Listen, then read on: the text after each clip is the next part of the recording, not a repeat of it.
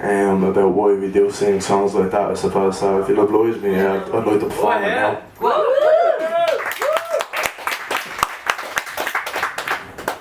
They say now your history, and yeah, they're right, we should.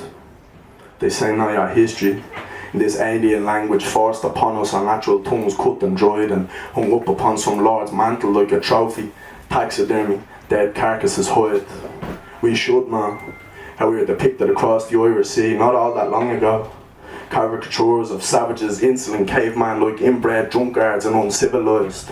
That was their moral justification to rape, maim, murder and colonise. We are thought of as less than, and we still are, by some deluded planters in the north, where tricolours they burn and bonfires smoke and potent hatred rises into the sky, where they sing songs about killing us, and to that racism we all turn a blind eye, all in the name of peace, tolerance, reconciliation and understanding. Yeah, well, that goes both ways. It's no surprise this is the same company the Irish far right are keeping these days. They say now your history, but what do they speak of? The corpses that wash up with the Atlantic Sea, that did carry far too many a refugee. It swells and crashes and rages with anger of injustice on our western coast. The mist that clings the hilltops overlooking barren green and haunting like a ghost. It remembers the hell of Connacht and Black 47 and lingers to remind, while in garrison towns and Dublin Castle, to king, country and empire they did toast, an empire synonymous with genocide. Decimated communities of emaciated people with scant opportunities, skeletons that slumped into ditches and died. They say now your history, and they're right, we should know it to appreciate that we are so lucky now, for there was a time we were schooled in hedges and forest clearings unworthy of education, no rights to our own land, to practice law, police ourselves on our own land or teach. They denied us absolution, hope and the heavens above, criminalised God, our own religion was illegal to preach. They say now your history, but what do they speak of the division fostered between the orange and green, divide and conquer, and that they did. No rights to our own land, second-class citizens in our own country, plantations and penal colonies. We've more in common with third world nations than we do with other western countries.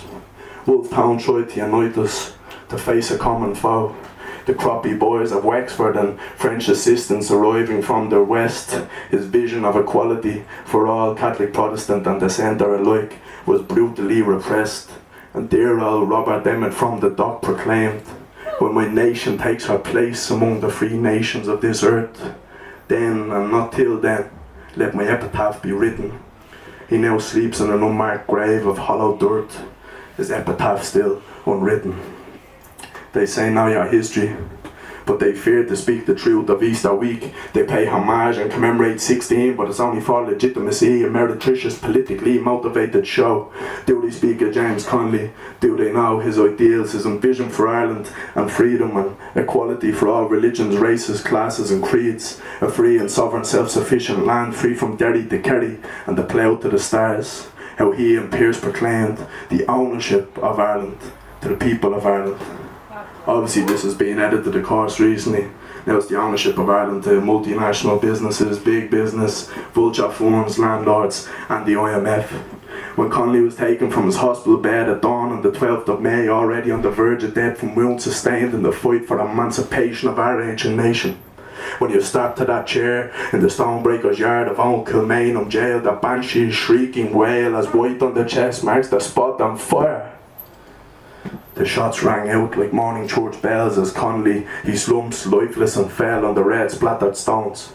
Could he have known or foreseen a life pledged to the peoples and the green, his sacrifices thus far in vain? The Helga sailing up the Liffey, levelling the city and the North King Street, burrowing and executing.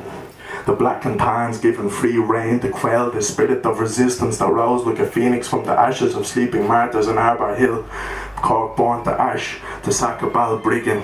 Dublin versus Tipperary, November 21. Crow Park, the crowd of families in full voice until the whooshing and whizzing of lead and frenzy until 14 souls lay dead.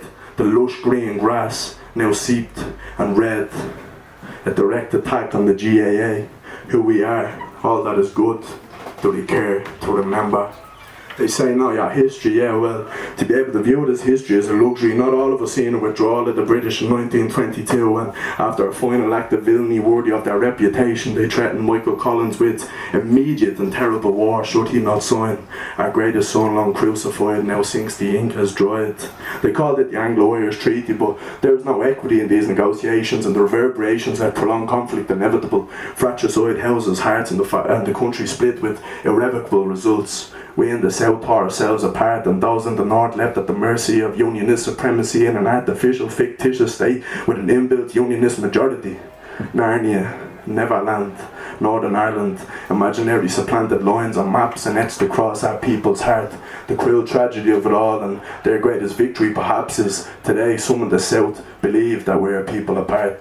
The clue is in the fucking name, it is the north of Ireland. They say now your history, but they don't speak of gerrymandering, intimidation, discrimination and jobs, housing and education. Again, the Irish are second-class citizens in their own country. This time not in the 1800s, but at a time when our dads and granddads would have been young fellas. They're quick to mention the conflict, but less happy to admit how it started when the Age of Enlightenment reached Renaissance in the 60s, and blacks in the US and Catholics in the 6th marched for equal rights.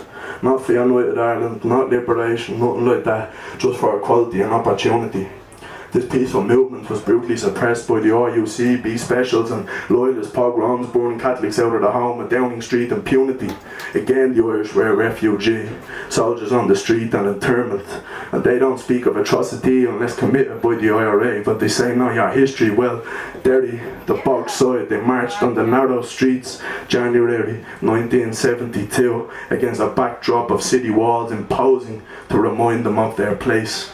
Their chorus for a brighter tomorrow, warm the winter's air, chill on their face, until the whooshing and whizzing of lead and frenzy, until 14 souls lay dead for the daily's white handkerchief.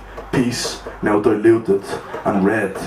They say now your history, but they don't mention the collusion, the Dublin Monaghan bombings 1974, enabled by MI5, 33 murdered dead, James Bond fraternising with the UVF, they broke bread. They don't mention the cover-ups or the justice long denied, those fucking murderers in the parachute regiment that they shield and hide. And what of Ballymurphy? What of the 10 brave men starved to death in concentration camp cells, covered up their own excrement? They called them terrorists, but they were poets, gaelgors, writers, tradesmen, deprived of humanity, decency, clothes, smokes and pen. For they refused to bow and allow Thatcher to criminalise our sovereign right to assert our freedom. For the crime accused is that of being Irish, well for that they refused to repent. So if you say now your history, I hope you mention all of this as well. Don't let the media set the agenda and follow a false narrative set by Tories and Free Staters with their own interests. Oppression breeds resistance, and history isn't past tense, and it is indeed better to die on one's feet than live on one's knees. So spare us your pompous lecture and condescension, Joe Duffy, please. And for those of us who know our history, we'll keep alive our heritage and the flame for those who fought and died in the patriot game, that their sacrifices are not in vain. We'll sing rebel songs and up the ra proudly, as is our natural right. Let it be. We'll sing of old Fenians proudly and loudly and without care, until that fateful day, not a boy, ere the sir. Thank you.